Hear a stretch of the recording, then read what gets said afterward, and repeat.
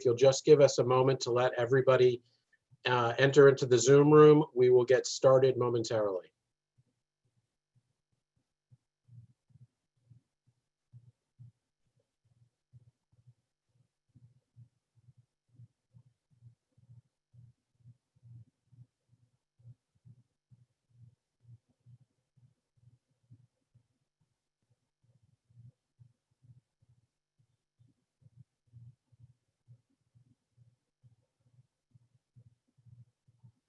Good morning. Welcome to the WITA Zoom. We'll be getting started momentarily. Just want to give it about a minute for everybody who logged in to get onto the session, and we'll be starting momentarily.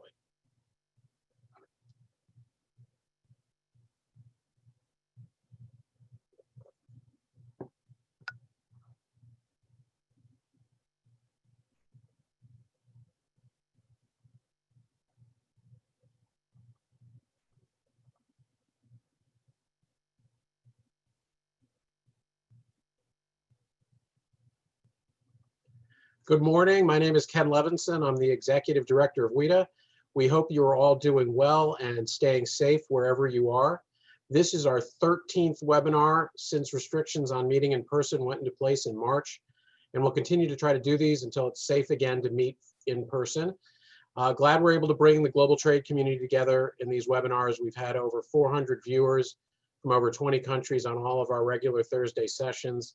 Next week on June 11th, we're pleased to welcome Her Majesty's Trade Commissioner for North America, Anthony Phillipson, to discuss US-UK trade relations and the ongoing negotiations between the two countries.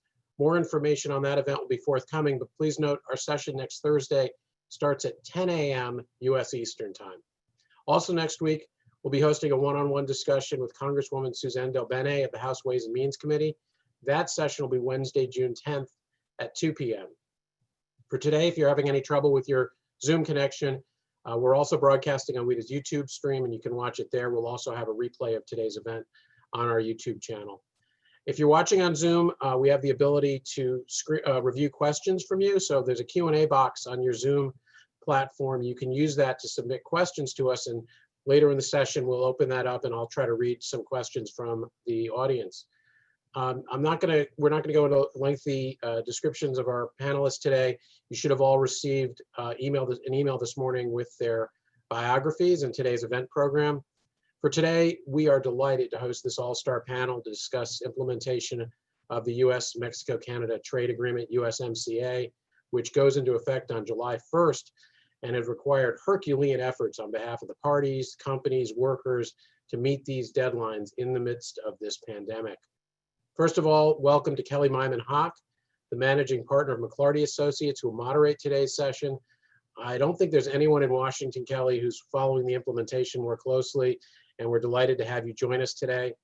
We're also pleased to welcome back to the WITA stage two longtime friends of WITA, Governor Matt Blunt, the president of the American Automotive Policy Council, and Kenneth Smith Ramos, Mexico's former chief negotiator for the USMCA and the NAFTA before that. Matt, I know this is a really tough time for the whole industry, so really grateful for your taking the time to meet with us. And Ken, it's always delightful to see you, and thank you for joining us from Mexico City. We're also pleased to welcome to the WITA stage someone many of you know, but we've not had the pleasure of hosting at WITA, Jameson Greer.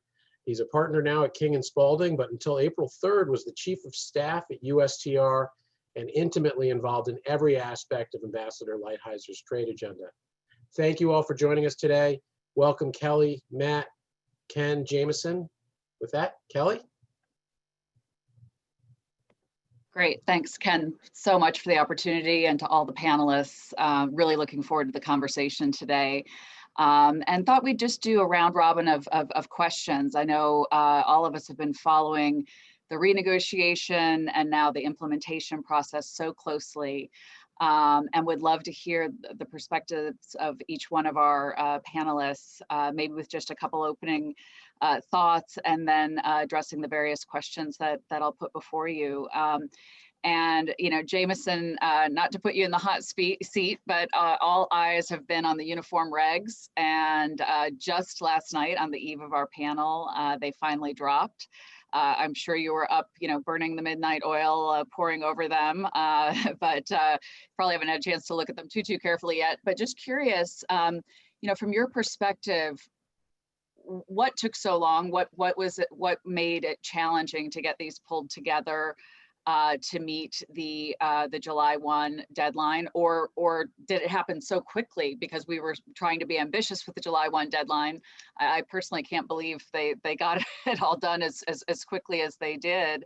But given that we are just a few days away, a few weeks away from that entry into force date of July 1, what do you see in there? Were there any surprises? And what can you tell us about the process and how we can prepare for EIF, for entry into force? Thanks, Kelly, and thanks, Ken, to hosting me today.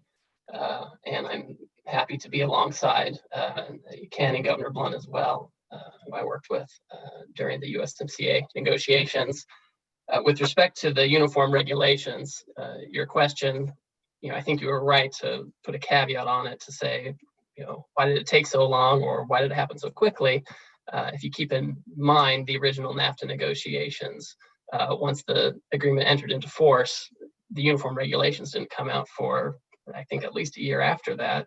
Ken, you can correct me if I'm wrong, but it was a long time. So my view is this is relatively quick. I think it's easy for folks to say, oh, well, why can't you just, get out the regulations? Just why can't you put them together and publish them? And the reality is that is what's happened. It's moved at warp speed, especially given the circumstances we've been in for the past few months with the lockdown and the coronavirus. That has limited a lot of normal in-person meetings, not only within the administration, but also with our foreign counterparts in Canada and Mexico. So I think it was a Herculean task. I'm impressed that they got them out. Your question as to whether there are any surprises, I have been looking at the uniform regulations last night after they came out, and again this morning, and they look a lot like the interim guidelines we received about a month ago. So when it comes to surprises, no, I wouldn't say there are surprises. What we do see is we see some additional detail, which I think is really helpful, particularly with a few key definitions on labor value content rules for autos, also more detail on how will be, how you need to calculate your steel and aluminum purchases and the like. So no surprises, but certainly more helpful detail. Obviously, I think we're all eager to see, Department of Labor's labor value content certification rules. I think we want to see what those look like. But I think it's a credit to the administration and, frankly, the industry, who I know has been working closely with the administration to try to accommodate what is an ambitious goal entering into force, July 1st. No, absolutely. And Jameson, just a quick follow-up before I tack over to Governor Blunt. On those labor certification rules, when do you think that we will anticipate seeing out of the Department of Labor some additional detail on how that process will actually work? Do you have a sense? So I don't have any particular sense or inside knowledge on that. I would hope we'd see them within the next week or two. Okay, great. No, thanks so much. Well, Governor Blunt, turning to you, of course, there's a lot in USMCA that is consistent with NAFTA. There's a lot in USMCA that's consistent with CPTPP. Implementation of those items, I think we all know that we're fairly ready to go and happy to have some additional stability in the North American relationship. But for those sectors that had radical changes or advances in the way that they're treated under USMCA rules, the transition is obviously a bit more challenging, and there's a bit more work to do. And autos is obviously the poster child for that. So I would love to hear from you. How is the industry looking at entry into force, the uniform regs now being out? Are there any items in there that you would highlight? And what do you see as the task between now and July 1? Sure. Well, I certainly appreciate the opportunity to be on the panel and to be with WITA and all the participants. We were strong supporters of USMCA. We believe it's good for the industry. It's good for the country. We've been working closely with the administration as it set this very ambitious deadline of July 1 entry into force. And I think everybody acknowledges that it's a very ambitious deadline. We've been, we were pleased that the uniform regulations came out. We've been looking through them. It's probably early for us to give sort of a definitive view of what we think might need to be clarified or be missing. But did have some initial thoughts as we went through it. There are some things we think could be improved or changed in the uniform regulation before it entry into force occurs on July 1. One example would be just averaging for light duty and heavy duty trucks, which was allowed under under NAFTA, not currently allowed in the uniform regulation. Win-win is sort of an overused phrase, but this really is a win-win. It would be easier for industry to comply with if you could average light duty and heavy duty trucks. It's going to be really difficult to comply with if you can't. And at the same time, it would, because you'd be actually meeting the higher of the two standards, would meet the administration's goal of more North American and more US content. And that's the sort of thing that we'll be bringing to the administration's attention between now and July 1 for a potential change in the uniform regulation. There is some issues with how core parts are handled. For example, they'll have to be certified twice, essentially meeting the standard for the vehicle, and then also meeting the standard again. You'd have to demonstrate that you met it again just to trade it across the border as an engine, for example. Another thing we would suggest and encourage all three of the countries to do is to restore some of the examples that were being discussed earlier. One of the USTR's, I think, really good ideas early in the process was for industry and the government to develop examples that would help somebody comply and meet the requirements. We think it makes a lot of sense to go back and put the examples back in the uniform regulation. Finally, one thing that was really important for us, and one thing we asked the administration for, was really a period of duty deferral, where you'll have entry into force on July 1, but there'll be a period between July 1 and the end of the year in which industry can get all of their documents in order, because the new rule of origin is extremely complex and requires even more interaction with suppliers than we've ever had before. So you have to acquire a lot of documents from suppliers. So we'd suggested that between July 1 and the end of the year, you have a period where industry would work with suppliers, gather those documents, demonstrate compliance. There is indeed language in the uniform regulation that provides for that transition period. So that was really important for us, and we were glad to see that it actually was outlined in the uniform regulation. So Governor Blunt, you do foresee that there will be, if folks aren't ready to go, despite best intentions on July 1, that transition period will allow automakers to kind of have that trial run of making sure the documents are together and that everything is being handled in the appropriate way before they actually have any sort of a duty liability if they aren't meeting it 100% right away. Yeah, absolutely. Now, you'll have entry into force in July 1, so all of the provisions of USMCA that will be in effect, but this gives the industry time to work with suppliers to gather all of the documents that they need. You would have to have some reason to believe that the vehicle qualified for USMCA, sure. But as long as you have reason to believe that it qualified, you'd have a period in which you wouldn't have to pay the duty. Of course, if for some reason duties are owed, duties would be paid, but you'd have a grace period where you could collect all the documents. Yeah, no, great. Well, thank you, Governor. And where many of those parts come from, Ken, is Mexico. And Mexico right now is unfortunately still going through its peak period when it comes to COVID. And it's something that I know at the federal level and at the state level, governments in Mexico have been very focused on addressing, and also addressing, how you handle factories in that environment. Do you look at them as essential versus non-essential? Do you look at them as compliant with health and safety standards versus non-compliant? And we've seen a bit of a patchwork, if I may say, from a state to state level there. And I just would love your perspective on, what has it been like for Mexico to prepare for entry into force against this backdrop, and what sort of an impact do you see that having? Thank you very much, Kelly. And first of all, I'd like to thank WITA for the invitation to participate in this event with this distinguished panel.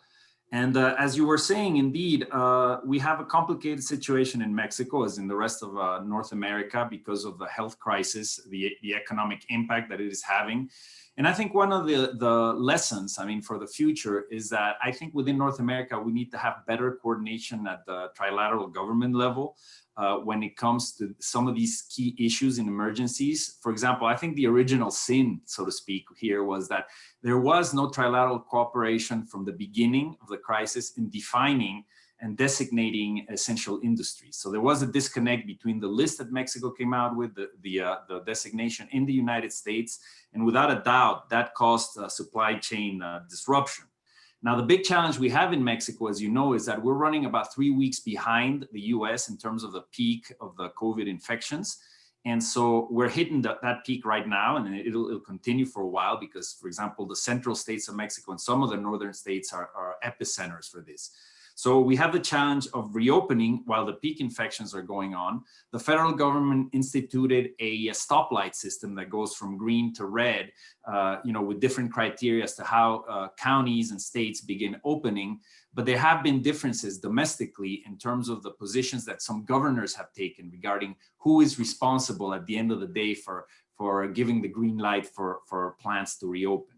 So that discussion is ongoing. We know that there's been a lot of interaction between the industrial centers of the US and Mexico, the government, and of course the industries to try to cope with this, but there have been disruptions. And I think it's slowly starting to get back online, especially the automotive sector that was put on as a main priority, and that is advancing, but slowly. But I think overall, as you say, the backdrop of the COVID did cause delays in preparing for the entry into effect of the USMCA, I think in all 3 countries. We just discussed what happened in terms of the uniform regulations. And yes, of course, the hope was for them to be ready earlier. That wasn't possible for many reasons. But there's other elements as well, which is the labor procedures of the panels for the rapid response mechanism of the labor chapter, which are still being discussed, and that's very important. And also there's a series of legislative changes that have to take place in Mexico that require congressional approval, for example, having to do with elements of the customs rules, that many of these based on the uniform regulations now need to be modified to be able to make sure that Mexican customs will comply with everything that we have in the agreement. Also, there are certain obligations and new commitments on IPR and intellectual property that involve, for example, changing the penal code so that you prohibit camcording and you make it an offense that can lead to jail time, allowing Mexican customs ex officio authority to do IPR verifications at the border, and other issues having to do with certain modifications with our law to plant varieties, for example, which respond to what we committed to in the Act chapter. Overall, I think Mexico is ready to comply. There are, of course, a lot of the commitments that don't come into effect immediately when the USMCA comes into effect July 1st, but that we will continue to have to work on both legislatively and at the regulatory level in Mexico to be ready to comply. But I think Mexico is pretty much ready to go. No, thanks for that, Ken. And one thing you mentioned, and then I'll Jameson, tack over to you with a similar question. Auto's rule of origin, obviously big impact in the USMCA versus the NAFTA, but the rapid response mechanism that you highlighted is also an innovation. And I would say an innovation that has the backing, of both Democrats, Republicans, a fairly broad swath. I mean, I know that the House Democrats that added it, in order to get bigger Democratic support than we've seen for any trade agreement ever, are keen to have that function work well. The Trump administration, Ambassador Lighthizer, are keen to have that function work well. And it is so new, and we are doing everything on a pretty compressed time schedules. So, is Mexico ready for that piece? And, are the panelists selected? How much work is there to do between now and July 1 with respect to that rapid response mechanism? Well, there's quite a bit of work left, and it's very interesting that you mentioned this because Mexico's labor reform matches the commitments that are included in Annex 23 of the USMCA in terms of work representation and collective bargaining agreements. But there are very specific commitments that were added there that do represent an enforcement challenge, basically because of the mobilization of resources and personnel that you will need, for example, to ensure that all elections of union leaders were done in a transparent fashion, verify that the collective bargaining agreements are representative of workers. In other words, be able to verify that the workers received a copy of the collective bargaining agreement, that there was a secret vote.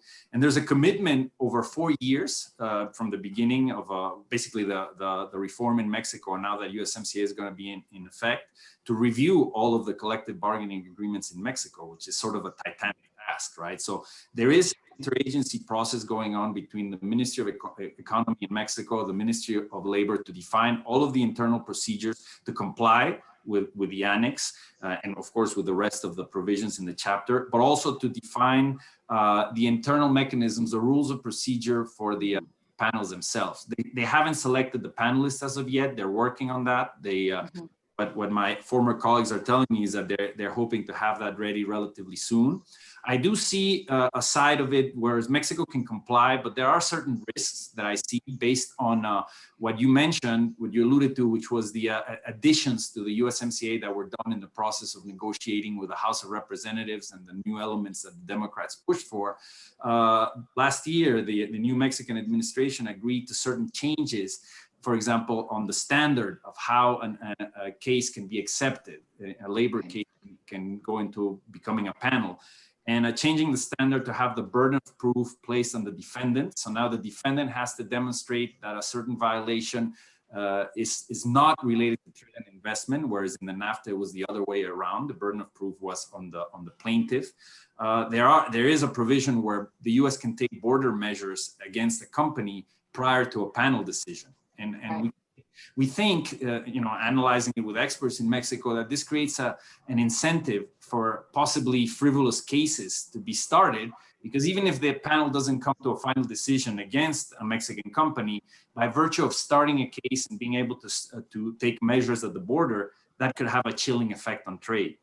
So there's a few elements there in addition to what has been discussed for a few months, which is what is the role of observers? Are they observers? Are they inspectors? These labor attaches that will be in Mexico. Depending on who you ask, if you ask the US government and you see the implementing bill, they appear as inspectors that will verify the compliance of Mexico's commitments, whereas in Mexico, the Mexican government sees them as simply observers. So all of these things need to be clarified in these procedural rules that are about to come out to make sure that, of course, we have, as we did already in the original USMCA negotiation, the strongest labor chapter in any trade agreement, but that it doesn't open the door to frivolous cases or potential abuses of the system.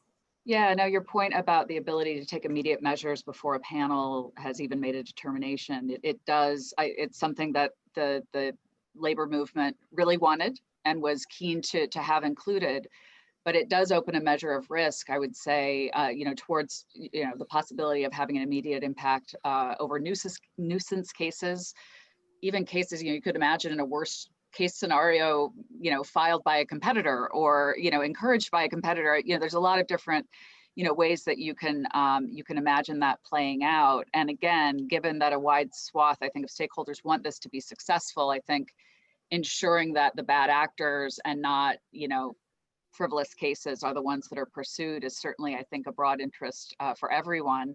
And Jameson, that's where I'll pass the word to you. I mean, would love to hear from you what U.S. readiness is with respect to the rapid response mechanism and how USTR would foresee ensuring that the implementation of the mechanism really keeps us focused on cases where there are, failures of the ability to organize, et cetera, as foreseen in the agreement. Great. So I think that, Ken is right on a lot of this. There's still a lot to be done. I agree that getting a look at those procedures and rules is going to be very critical. At the same time, I think we all need to know that even once we have those rules out there, once we actually have cases, start, there are going to be procedural questions that come up that, people didn't think about or had not foreseen. And so, even when we have those procedural rules available, I think there's going to still be some, clarity that will have to be sought. And I think, the governments and interested parties to the cases are going to have a hand, not only in, how those rules and procedures are applied, but how they develop and how they're interpreted and what adjustments might need to be made. So my guess is we'll get rules and procedures, but it will become an iterative process depending on the frequency of cases and the like. Ken's right on the panelist piece. The United States put out a Federal Register notice a few months ago, asking for panelists to apply. It was for both the labor panels and normal dispute settlement panels. So my understanding is that USTR is working through that process. As for the question of frivolous cases, obviously at USTR and in the administration, they're aware that this was an issue that was raised. That's, any kind of dispute settlement or enforcement has that kind of concern, first of all. But because of that specific concern here, the fact that it's rapid and the fact that it can have pretty strong measures pretty quickly, the protocol of amendment with the rapid response mechanism, it includes a provision to guard against frivolous cases, right? So it has a provision where if one party to the agreement thinks that another party has been abusing the rapid response mechanism and for frivolous cases and the like, they can actually take that to dispute settlement, and then the party who's been accused of, has been found of abusing the rapid response mechanism, they can be disallowed from using that for 2 years. So that's pretty strong medicine, pretty strong way to guard against frivolous cases. At the same time, I think that the administration and the labor movement are both very invested in making sure that this works. And so I think they will be careful about bringing cases that make sense. At the same time, the labor dispute mechanism, it builds in a lot of time and space for consultations between the governments and the parties. And so I think that there are a lot of kind of circuit breakers that are built into the agreement to make sure that it's enforceable and you can use strong measures where needed, but you also make room to ensure that it can't be abused and that there's a lot of space for negotiation in advance of any of those measures being taken. Jamison, thanks for walking us through that. And I'm wondering, a bit like Governor Blunt was saying, there's a bit of a transition period to adjust to the new rules of origin for autos. Would you foresee, or is it foreseen in the agreement, any sort of a transition period to kind of test the rapid response mechanism if, for example, not all the panelists are selected yet, or we're just not ready to go? We just don't have, due to COVID and other factors, enough time to be 100% ready to go by July 1. So there are specific provisions in the agreements about that. I think when it comes to transition, I think it's less about, are the processes ready and, is Mexico in the right spot, substantively. And I think Ken, talked a little bit about this and that, they have spread out a lot of their commitments over 4 years because it is an enormous task, right? It's a Herculean task to do this. So I think on the substantive side, some of those concerns have been taken care of. On the actual procedural side, whether you'd see some kind of a delay, I mean, listen, the parties can agree to wherever they want, right? If there's an issue, they can get together and say, well, this is how we're going to treat it. That being said, I think the administration's view is this is going into force on July 1st. Enforcement is important. We've heard it loud and clear from the Hill. They've given us all the resources we need financially to do this. We're coordinating closely with Labor Department and others. So I think the administration's intention is to go forward and be ready. We could see, you could see labor cases very soon after July 1st. At the same time, I know that Ambassador Lighthizer, as everybody knows, is very close to both sides of the aisle. The labor movement trusts him, and so my guess is they'll they'll want to make sure that this is successful, and there'll be a lot of communication to make sure that all the pieces are in place to have a have any initial dry run be successful. No, great. Thanks for that, Jameson. Governor Blunt, I wanted to tack to you and really circle back to some of the discussion that we had with Ken on the essential, non-essential, openings of factories in Mexico. Obviously, preparation for entry into force at the same time that automakers are facing that level of uncertainty in their supply chain has been a challenge. I was hoping you might be able to speak to us a bit about the status of North American supply chains as we're, still going through. I almost said post-COVID, but we're not post-COVID. We're very much in COVID right now in Mexico in particular. What does that look like, and how are companies preparing for that, and how is that different / unprecedented really in this era of COVID? Well, you're absolutely correct that we definitely rely upon our partners in Mexico to build product in North America, and the integration of the supply chain is a part of what keeps U.S. auto manufacturing so competitive globally. So it's very important to us long term, but the COVID challenge has created real short-term challenges for our companies. I would certainly commend the U.S. government for working closely with the Mexican government, making them aware of how vital it was to bring production back online in a way that was safe for citizens of both countries. And as of today, the vast majority of suppliers are producing. There are some specific, in some cases, company-specific challenges that are out there that could affect production in the United States and affect specific plants. But the vast majority of suppliers in Mexico are producing today. It's something we continue to monitor really closely as we look at inventories and our supply chain, and certainly hope that Mexican suppliers can continue to provide product that's necessary for us to manufacture vehicles here in both Mexico and in the United States. No, thank you, Governor Blunt. And just a quick question. I mean, I would have assumed that under COVID, people would just stop buying cars. And just looking at some of the data, I know I'm not looking at it as closely as you are, but it seems like, at least in North America, demand isn't completely flat. I mean, Americans at least, are going out to lots and still looking at automobiles. How do you see that dynamic? It was surprising to me, at least.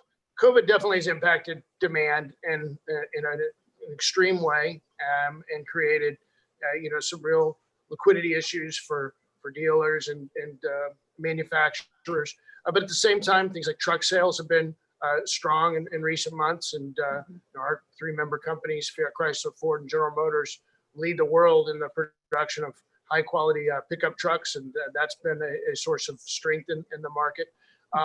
But it's important to bring production back. In the United States, auto manufacturing is absolutely fundamental to our economy. It's 3 or 4% of GDP, and really is a critical part of our manufacturing infrastructure. So our member companies worked closely with the UAW partners to determine some safety protocols that allow them to operate, and it's important that they have their partners in Mexico, Canada operating at the same time if we're going to produce product for this market and markets globally. No, 100%. I joke because it's so trendy right now to talk about regionalization of supply chains. And I say, well, NAFTA was the original ahead of the trend, regionalization of supply chains, and autos is the best example. So thank you for that.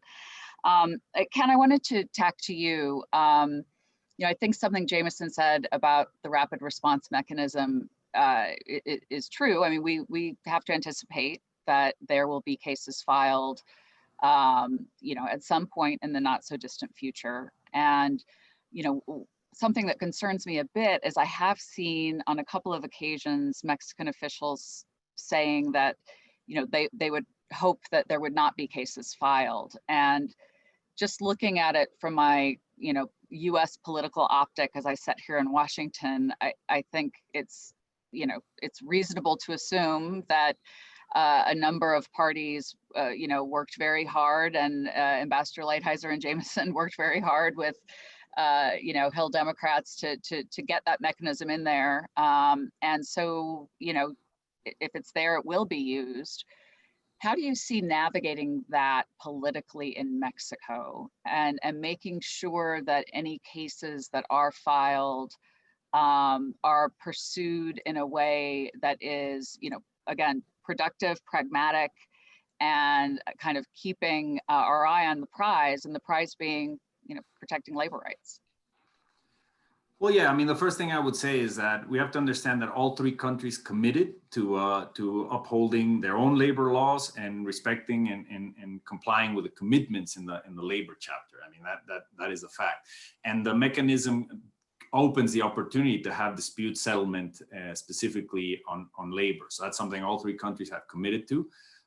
There is a possibility, of course, of cases being started. I mean, they can be started in any direction. We always focus a lot on Mexico because that's the sort of the focus that the Democrats and the U.S. administration had also during the negotiation. But I mean, this applies to all three countries. I think there is a commitment to comply. I think that one of the key elements and some of the worries politically in Mexico is that in a US electoral year, there may be pressures between July and November to act upon, let's say, requests from US labor over the years to have labor cases within North America.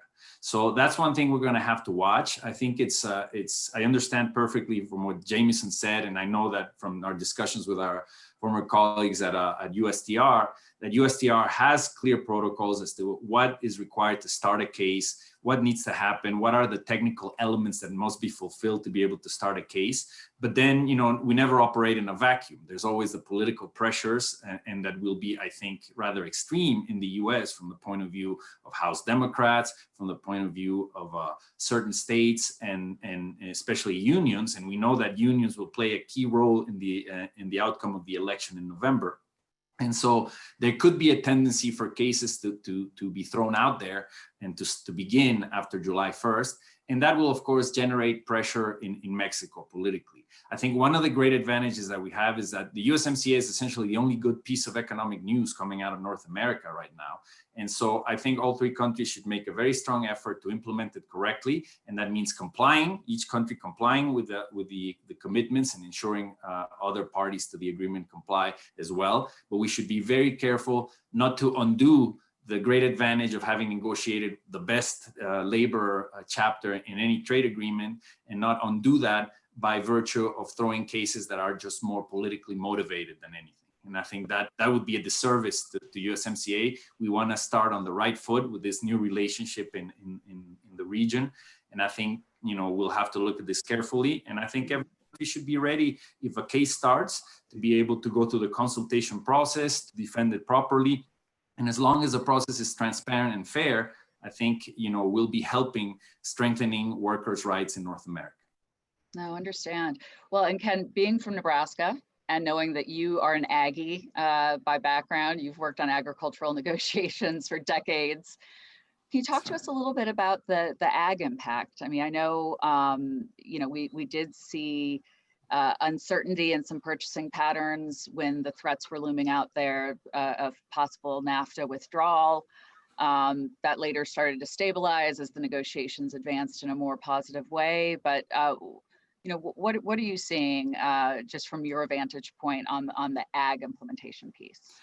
Well, actually, that's interesting. And I'll divide it between sort of the good news and the bad news or worrisome news, which is the good news is that, despite COVID, obviously, food production is an essential industry, and production has continued and trade has not been affected, at least not as dramatically as in other sectors that just completely had to stop. And as you know, the ag sector in North America is perhaps the biggest success story of the NAFTA in terms of the fears that existed 25 years ago as to what was going to happen to Mexican agriculture versus the reality where we are both complementary economies, and especially in the agricultural sector, and we just grew tremendously, right? Over $50 billion in trade today. So I think that the new provisions, both in sanitary and phytosanitary measures, are going to facilitate trade, obviously taking care of all sanitary and phytosanitary issues, but ensuring transparency, science-based decisions, etc. And we maintain an open environment, basically zero tariffs between the US and Mexico on all ag products. Now, the storm clouds that I see, and this is a bit worrying, precisely because it's I would say the biggest success story in the NAFTA, is that on both sides, there are rumblings about potential disputes in the ag sector. On the US side, there is this pressure that certain congressional delegations keep exerting on the administration on this issue, long-term issue discussed in the negotiation, which was agricultural seasonality. We were Counter-seasonal proposals in the negotiation. Then again, it reared its ugly head during the addendum negotiations. And we know that there are discussions between, for example, the Florida delegation and USTR to try to address this, whatever that means, once the USMCA comes into effect. So that could be an issue. Another issue that Mexico has with the US has to do with the increase in border inspections. We have that in the tomato suspension agreements, but they want to expand it to other products where it could create problems at the border. There's been statements even by President Trump regarding the possibility of shutting down live cattle imports into the US. And we don't want to revive the entire country of origin labeling issue again. So that's on the US side. But I have to be frank and very honest. On the Mexican side, what we have seen lately, it's quite a bit of regulatory backtracking, primarily by the environmental ministry, that could be problematic because they are suspending import permits for agricultural biotechnology products, even though they are in compliance with Mexican law, Mexican biosafety law. There's also a statement by the environmental minister that they will prohibit glyphosate imports, which is a key element for agricultural production. It's a key compound that is used for production, and we need to have more agricultural production in Mexico, especially as we're going to come out of the crisis. So these decisions on backtracking on regulatory issues, for example, there's also a proposal to roll back a regulation that allows ethanol to be blended into gasoline in Mexico, which would have very good impacts on the environment if we're able to use more ethanol. But so piece by piece, we're seeing certain regulatory measures being taken in Mexico, where the US, we know, has taken issue officially with the Mexican government. And at the same time, there's also issues that the US is putting on the table that could be problematic for Mexican exports. So hopefully those will be able to be cleared off the table, and we won't have a dispute in ag, because ag is by far one of the biggest success stories of our trade relationship. Absolutely, absolutely. So I know that Ken is going to dive in here in a moment with some questions from our audience. But before he does that, Jameson, you were at USTR leading throughout this negotiation. What would you say you're most proud of in the USMCA? I mean, NAFTA, in my view, not fairly, but has been a punching bag for a very, very long time by a number of different groups. And USMCA renegotiated it. I mean, what would you say you're most proud of within the agreement? I mean, to me, it's not necessarily something specific in the agreement, but the fact that in the face of general dissatisfaction in the United States with our trade relations, we were able to have a bipartisan, trilateral resetting of the trade paradigm. We were able to, not just look at what's the most efficient, but we were also to look at, well, what's the best for our societies? What kind of jobs do we want to have in our countries? How can we as a region become more competitive together? And how can we make sure that we're avoiding free riders on our agreement?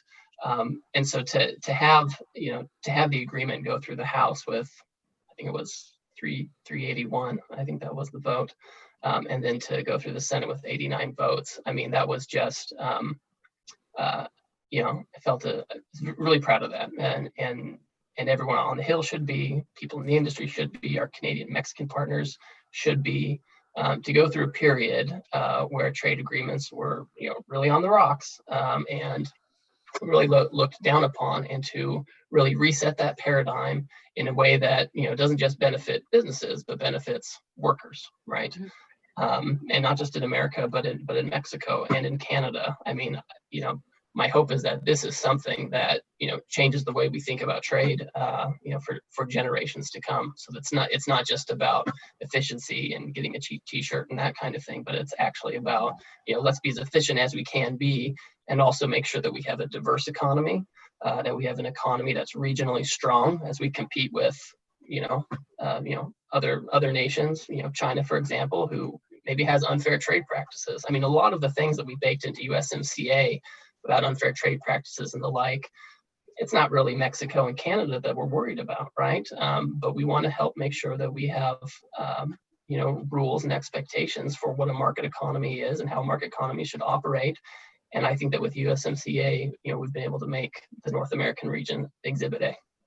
No, well, thank you for that. And I'm going to end with Governor Blunt, because the other side of that coin, right, of I think moving more towards, kind of a multi-stakeholder, if you will, sort of a positioning on trade agreements, right? And I do think, the work that was done on the Hill, with USTR, particularly in the labor space, was really unprecedented, right? And at the same time, some of the rule changes, if we're looking at the rules of origin, Governor Blunt, for automobiles, it does make US autos more expensive. I mean, I think we have to be honest about that. And, are we in a position where we have hurt US competitiveness from an export perspective at all? Or do you think that, as we implement USMCA, we'll see the United States continuing to be able to lead in automobile exports? Sure. We had, as we went into the negotiation, the renegotiation, we really had four objectives. One was to preserve the market access we have today with large auto markets, Mexico and Canada, both over 1 million vehicles, markets where our companies have done well. Of course, USMCA does that. We also wanted to see language on the currency manipulation in a free trade agreement. Hadn't been done before. USMCA did that. It's not really a Mexico-Canada issue, but we think it's an important blueprint for the future. And then, of course, we wanted to have language on standards as well, ensure that our products built to our federal motor vehicle safety standards can continue to be accepted for sale in Mexico and Canada. And the language on standards in USMCA is, we think, truly a model for other free trade agreements. But then finally was to have a reasonable rule of origin. And there's no question that the new rule of origin is stringent. The NAFTA rule of origin was the most stringent in the world until the USMCA, which is even more stringent, more challenging to comply with. But we believe we can meet the new rule of origin and do so in a way that keeps our products competitive, both here in the United States and globally. No question that there are massive changes will require a tremendous amount of investment in the United States. And our companies have announced billions of dollars of investment. They've all cited the new rules of origin as a part of the reason they were making those decisions to invest in the United States. And if our companies with such deep footprints already in the United States, deep roots already in America, have to make those types of investments, you can only imagine what transplant companies have to do. So it's a massive change. I don't think you should ever underestimate what it requires of industry to meet the new rules of origin. We're committed to doing so, and we believe, and we supported the agreement because we believe we can do so in a way that keeps us competitive. Thank you, Governor. Ken, off to you. Thanks, Kelly. Thanks, everyone, for that. Hey, Governor, I'm gonna don't mute your line quite yet, because while I was going to direct my first question to Jameson and Ken, I'm going to actually come back to you because one popped up that was right on the topic you were just asking, and it just said, it was extremely costly for the companies to meet the compliance requirements, and big investment. Was there ever any consideration about just paying the tariff rate? And not meeting that requirement, or have they been committed from the beginning to meeting it? And it begs a second question, which is, sort of not completely related, but a little bit about 232. There's been ongoing concern about a 232 on autos for years, it seems, at this point. Is that kind of the politics of that and the policies of that all played together for you guys? Sure. So we've been committed from the beginning to meeting the new rules of origin for as many products as possible. Autos, it's a competitive environment globally. A 2.5% tariff may not sound like a lot, but when you're talking about something like an automobile, it really is. Could be the difference between a profitable and an unprofitable vehicle. So we've been committed from day one to meeting the rules. We think that's the best approach. The companies are committed to doing that still today. We've long been opposed to imposing tariffs under Section 232, and certainly are hopeful that won't ever come to pass. Thanks, Governor. So, and thanks all of you. Really in-depth conversation. That's something WITA's been known for years, and really grateful to all of you for that.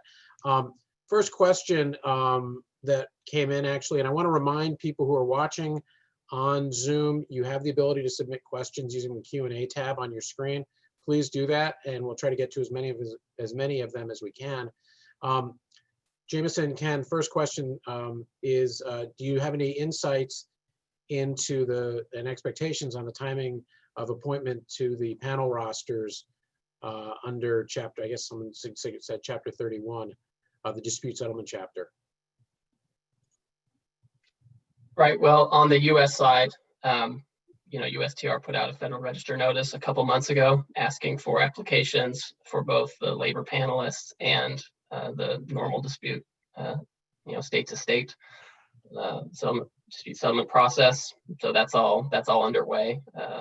I assume that we're going to see those before July 1st, so that the administration is in a position to say, not only has the agreement entered into force, but we're ready to enforce it.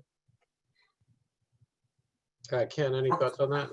Yeah, from the Mexican side, basically what the government did is put out also a notice that went through our private sector advisory group to trade negotiations in requesting them for basically applications or names of potential panelists.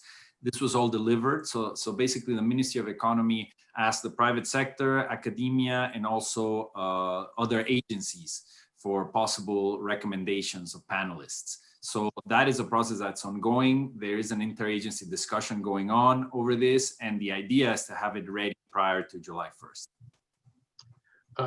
Great. And, Kelly, I'm actually going to come to you for a question, because I know how deeply you're following this. What are you hearing about on the, I don't know how much you're following, and if you're not, I apologize, but about Canada and their implementation? I'm not going to ask Ken that question, although I'm sure that for Mexico, there's a whole Canada component to it. But are you following that and tracking their implementation and how well they're going to be meeting some of those objectives? Yeah, I know we've got Carrie Goodge on the call and some of her colleagues from the Canadian Embassy. I wish we could unmute them right now because I don't want to speak for them. But in what I've followed, yeah, the Canadians are definitely going to be ready to go.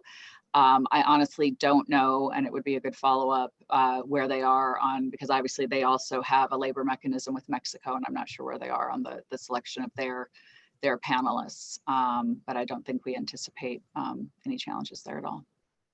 And thanks, Kelly. Ken, coming back to you, apologies, there's a lot coming in that are directed to you. I guess there's a lot of questions on the Mexico side, and come back to you in a minute, Governor Blunt. But apparently, someone's asking about recent regulatory changes in the energy sector in Mexico, and that the USMCA was intended to lock in some of those reforms. Do you think that entry into force may be affected by these changes by the Mexican Ministry of Energy? Well, definitely within the USMCA, as we've done in other trade agreements, whether it's our agreement with the European Union or the CPTPP, Mexico's energy reform is consolidated and is present in those agreements. Some of the energy decisions, or rather the regulatory decisions that have been taken recently by the Mexican government, have started to be challenged in the Mexican courts through the amparo mechanism, basically asking for injunctions to stop some of these regulations that are being pushed forward that have to do with favoring the state-owned enterprises, for example, in the case of power generation, over the power generation that comes from renewable energies. So this is a big debate in Mexico. It's not undoing the energy reform, but it's taking regulatory steps that make it harder for those investments that are already established in Mexico to actually come through and bring a lot of benefits in terms of competitiveness, a clean environment, et cetera, to Mexico and the Mexican population. So one thing to watch out for is that now that USMCA is going to come into effect, not only does it not affect USMCA implementation, but actually USMCA implementation provides the tools for investors, both domestic and USMCA partners, to challenge the Mexican government through a possibility of investor-state dispute settlement mechanism. So that's one of the things that we know companies are exploring. Of course, most companies want to negotiate with the Mexican government. They want to make sure that these regulatory rollbacks, so to speak, are eliminated, and that the opportunities that these investments offer to modernize, energy in Mexico continue. But definitely, this is something to watch out for, because at the end of the day, we have to remember that the USMCA has solid mechanisms for international arbitration that could be triggered in cases where a company's investments in Mexico are affected unduly. And I think that we must take into consideration that the bet on the future for Mexico should be on renewable energies, a clean environment, and basically energy is a sector that affects competitiveness in a horizontal manner. Everybody utilizes energy. Everybody as a consumer or an entrepreneur or an exporter can benefit from cheaper energy. And that should be the goal in Mexico. And USMCA certainly helps to do that. So thanks, Ken. So I'm going to come with a specific question for Governor Blunt, and then a question actually that comes from Jim Colby that I'm going to ask to all the panelists. For Governor Blunt, and apologies, I'm not as familiar with this issue of alternative staging. Just wondering if you could comment on that. The USMCA allows for that, and do you see that as something that will be used in this context of implementation of USMCA, or how it will be used? Yeah, and if I could, I'll just jump back real quick to that the tariff question. Sure. So much of the auto trade, so much of the total NAFTA trade or USMCA trade is in the automotive sector. That actually, if you total it all up, it's about $10 billion in tariff savings. So the idea that you pay the tariffs would really have a substantial impact on industry, given the magnitude of the products that cross the border multiple times as you produce a vehicle.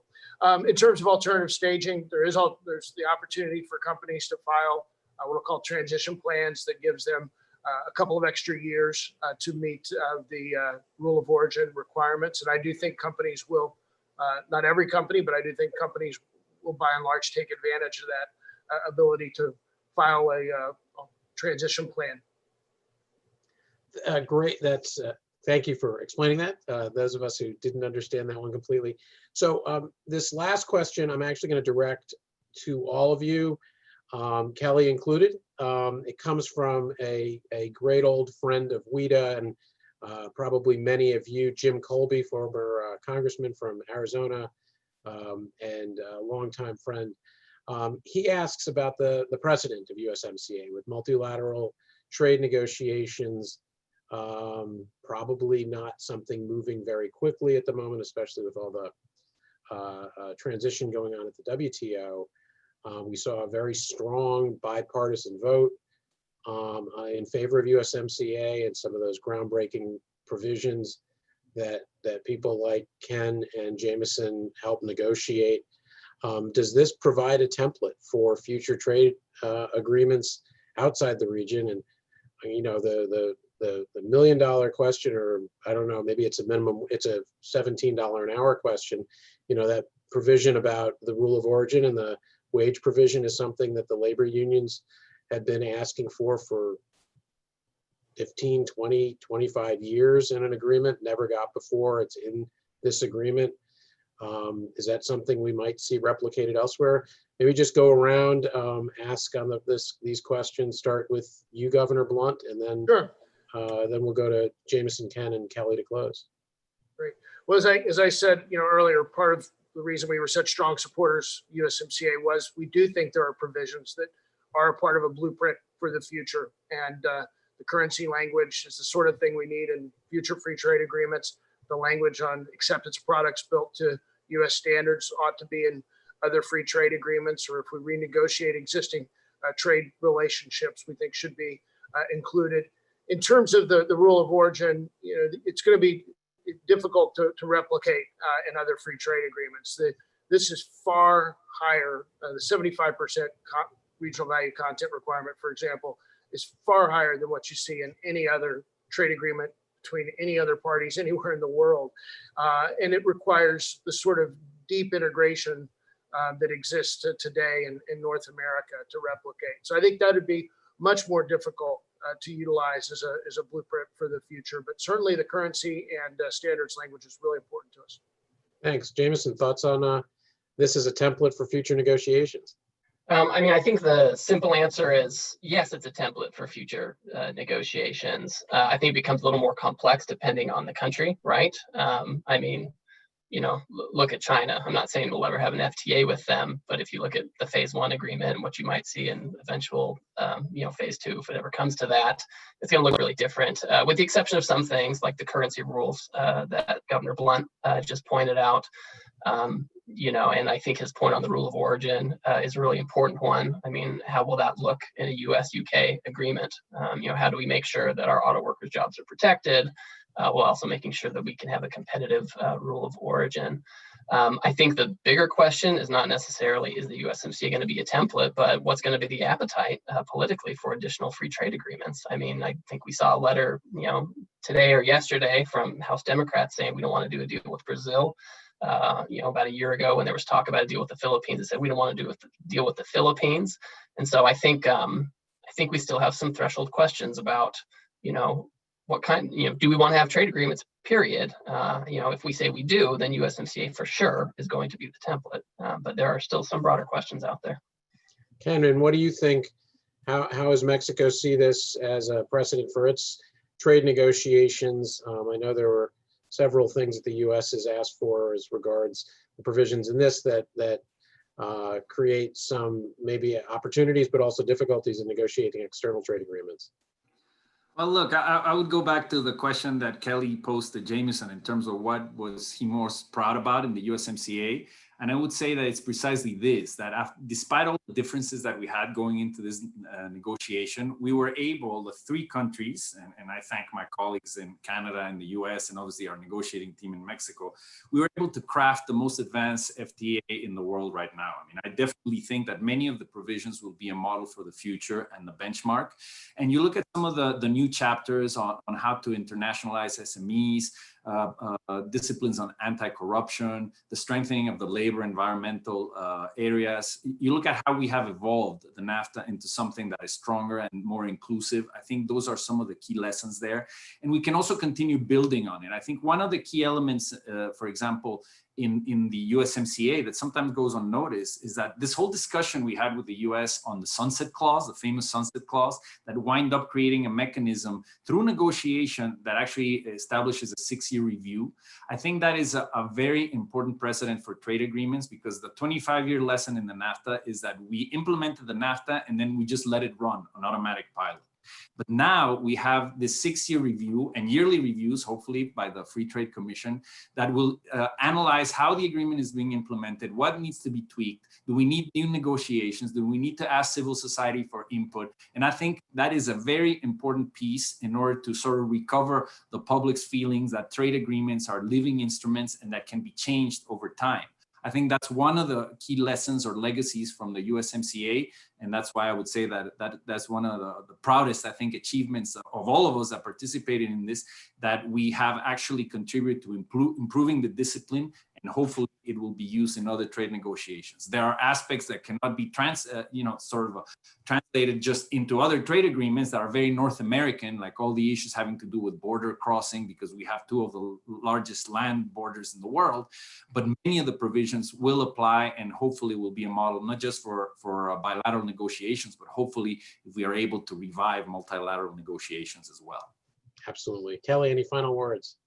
Just quickly, I mean, I think, and you could probably tell this from the way that I asked some of the questions, I think that, the ability to look at components of USMCA as a model will depend when we're speaking about the new parts of the agreement on how successful the implementation is. And I think that's why I had all the questions as far as how ready are we for the rapid response mechanism and things of that nature, because we want them to work. We want them to work well and successfully.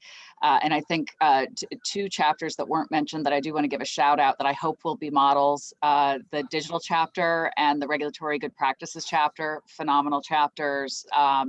I know personally in the work that I do, I'm photocopying the digital chapter virtually, not photocopying, but you know what I mean, spreading it all over the world, and it's a terrific chapter. I would just put a footnote though that I think we do have to recognize that there are disciplines where we actually stepped back on obligations within USMCA. If we look at procurement, where there were no obligations made by Canada, or if we look at investment, those are two issues that I would just put out that I think merit further discussion, because I'm not sure that where we landed at USMCA is a place where we have a strong consensus, at least as a country, as to what is the best policy there for the U.S. national interest. Well, thank you, Kelly. Governor Blunt, thank you. Jameson, great to have you on the WITA platform.